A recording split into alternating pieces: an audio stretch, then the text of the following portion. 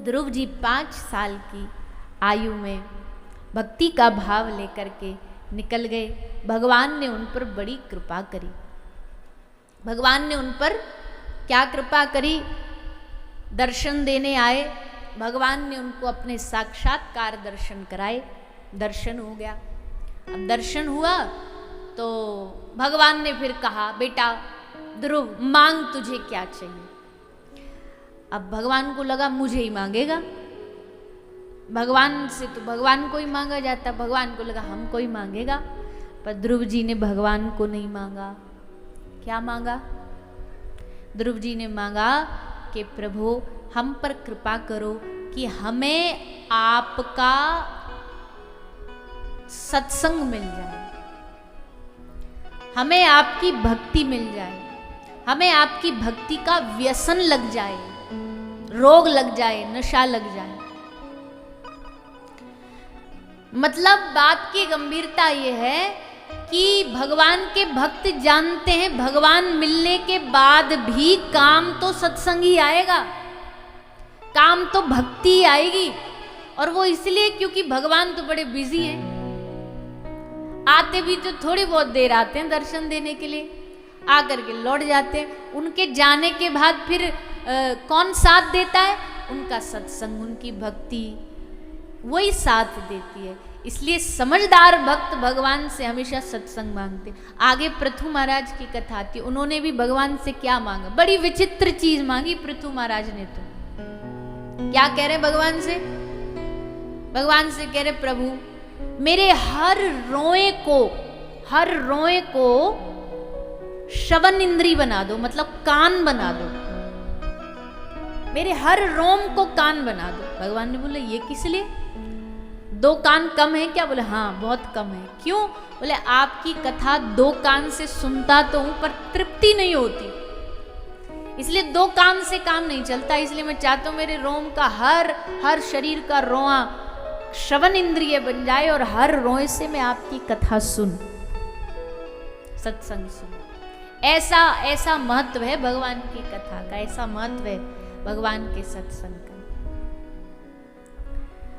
अब ध्रुव जी ने भगवान को प्राप्त किया। भगवान से कह रहे प्रभु हमको अपने संग ले चलो। भगवान ने कहा नहीं, अभी समय नहीं आया है तुम्हें ले जाने का। अभी तो घर जाओ और जाकर के सबसे पहले अपनी उस सौतेली माँ को प्रणाम करना। ध्रुव जी जब घर आए, अच्छा एक बात और है, जब भक्ति आती है ना तो ये ईर्ष्या खत्म हो जाती है। भक्ति आती है तो बदले की भावना खत्म हो जाती है। अभी तक हमारे हृदय में बदले की भावना है, अभी हमारे हृदय में बहुत ईर्ष्या की भावना है। इसका मतलब भक्ति नहीं आई है। अभी हम किसी को देख देख करके बस ईर्ष्या ही कर रहे हैं। अच्छा उसने हमारे साथ ऐसा कर दिया, अब देखो हम उसके साथ क्या करते हैं। ये भाव अभी तक मन में, तो इसका मतलब अभी भक्ति नहीं आई। अभी तो बस ऐसे ऊपर ऊपर तैर रहे हैं, अभी डूबे नहीं। ध्रुव जी जब वापस लौटे तो उन्होंने अपनी माँ से भी पहले प्रणाम किया, अपनी छोटी सौतेली माँ को, सुरुचि को। बोले तुम ना होती, आपके वो कड़वे वचन ना होते तो ना ध्रुव के हृदय पर ठेस पहुंचती और ना ध्रुव घर से जाते और ना भगवान के दर्शन होते। कभी कभी किसी के कड़वे शब्द ना हमारा जीवन बना देते।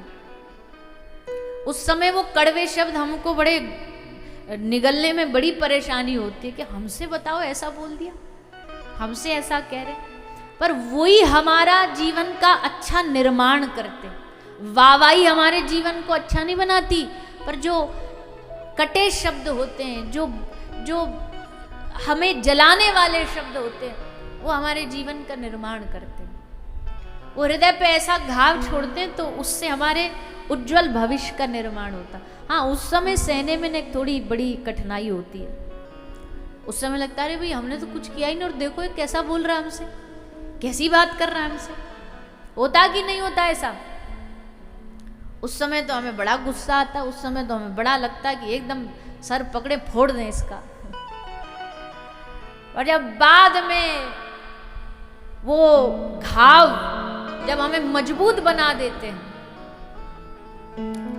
तब हमें समझ आता है भगवान ने ये क्यों किया हमारे जीवन में, क्यों ये परिस्थिति लाई, हमें मजबूत बनाने के लिए। ये मेरा भक्त कच्चा ना रह जाए, इसके लिए। तुकाराम जी जब उनकी पत्नी टॉल्स्टॉय एक दार्शनिक विदेशी हुए, उनकी पत्नी ये बड़ी झगड़ालू थी, बड़ा झगड़ती थी, बात बात पर झगड़ती थी।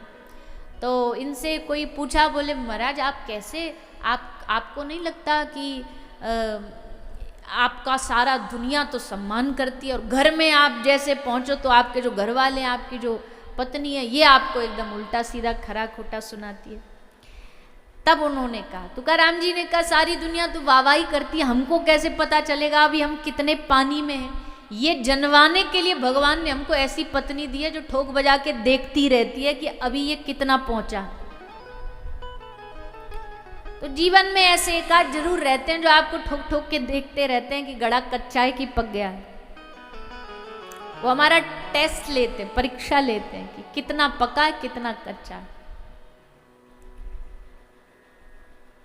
तो ध्रुव जी को वो शब्द ना बोले गए होते तो ध्रुव घर से क्यों जाते।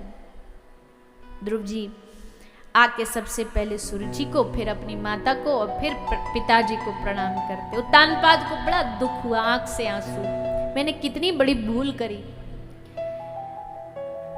गोदी में बैठने नहीं दिया इस बालक को। पर आज देखो ध्रुव जी के सारी दुनिया चरण छू रही है।